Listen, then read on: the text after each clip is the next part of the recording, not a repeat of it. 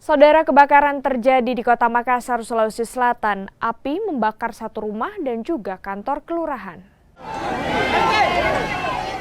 Kebakaran ini terjadi di Jalan Kangkung Timur, Kecamatan Bontoala, Makassar, Sulawesi Selatan.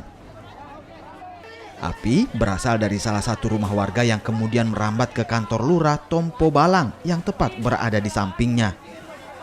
Petugas pemadam kebakaran dan warga bahu-membahu memadamkan api. Lokasi kebakaran yang berada di gang sempit membuat proses pemadaman berjalan lambat.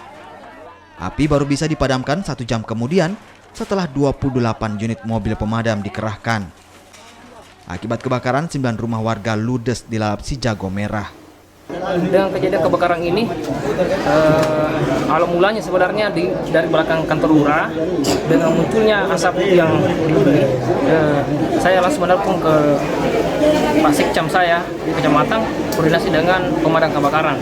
Dan alhamdulillah beberapa mobil pemadam kebakaran sudah menyusul, namun kita sudah berusaha semaksimal mungkin sehingga dengan kejadian ini ada 10 rumah yang untuk sementara ini hitungan kami 10 rumah di dalamnya itu ada beberapa kakak.